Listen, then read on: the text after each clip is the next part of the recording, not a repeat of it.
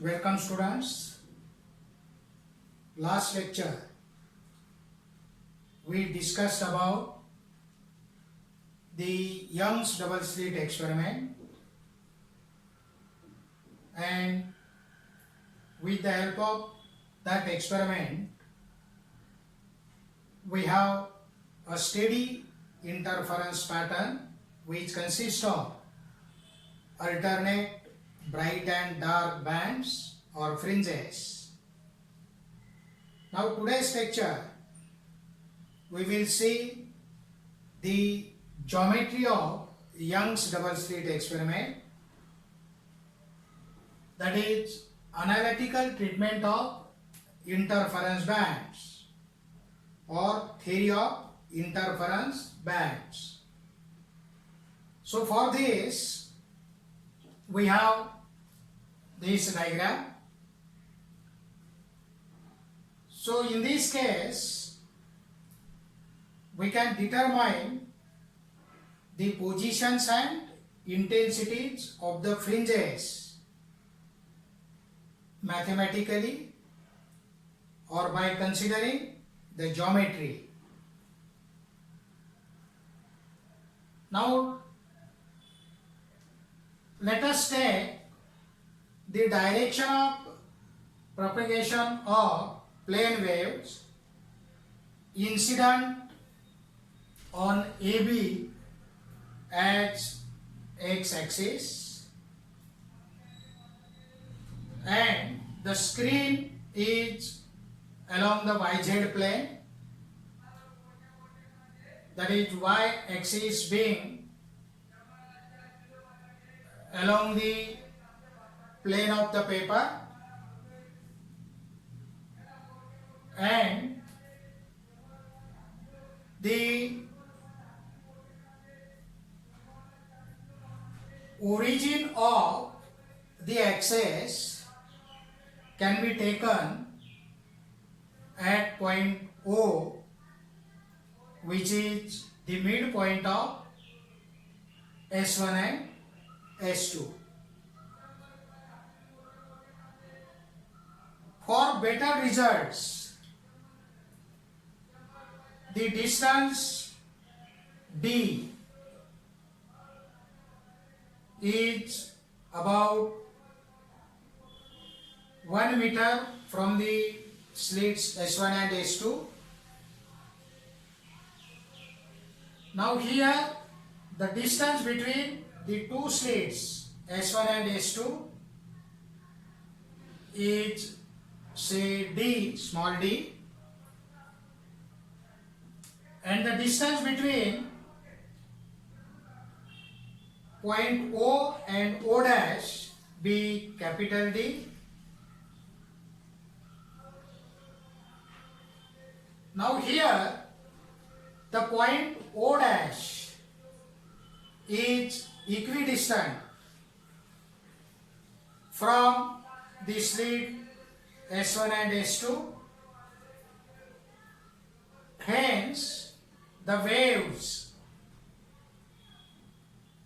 starting from S1 and S2 and reaching at point O dash on the screen will be in phase. The path difference between the two waves is equal to 0. Hence, there will be a constructive interference at point O dash on the screen. That is, a bright fringe is produced at the point O dash. Now we can find out the position and intensity of any point on the screen. So consider any point P on the screen situated at a distance y from the point O dash. Now we want to know whether the point P is bright or dark. So that we have to see from this diagram. Now if the path difference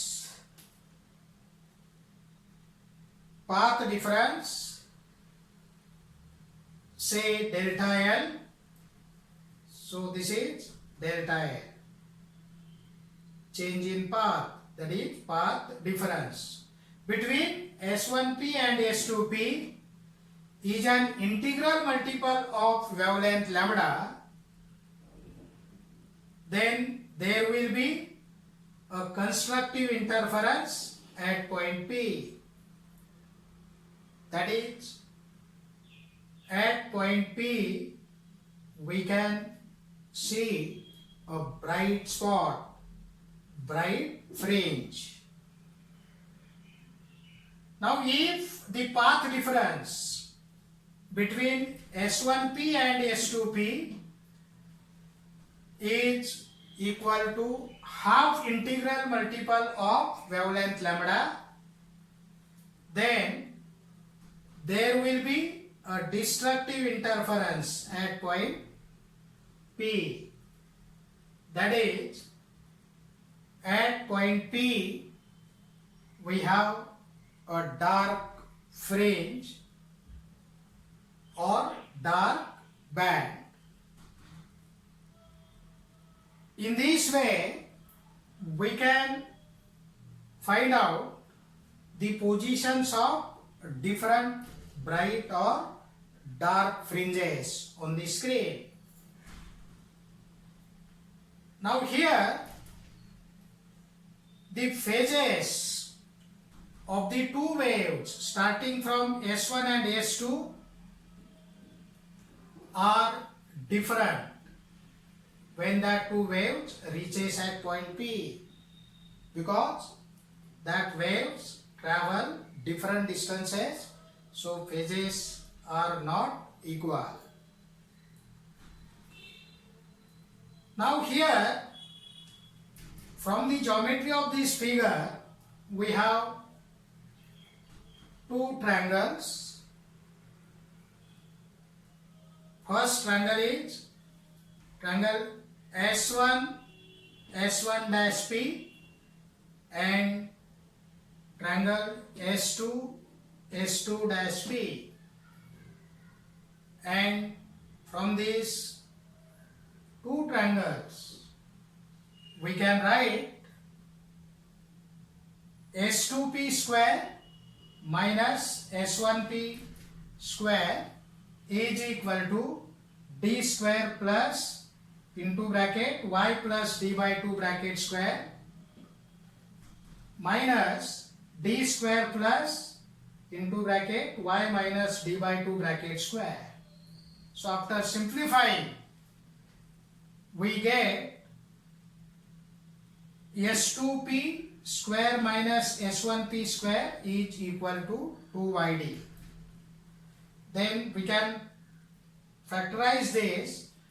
We get S2P plus S1P in one bracket, and in another bracket S2P minus S1P is equal to 2YD.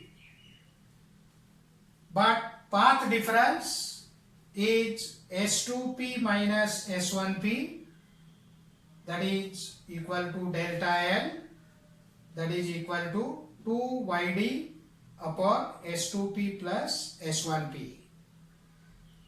Now here for d by d, that is distance capital D is very greater than small d. That's why for d by capital D is very less than 1. So we can write the relation S2P plus S1P is equal to 2D, because S1p is nearly equal to S2p, and that is nearly equal to capital D. So that's why we have written here this relation.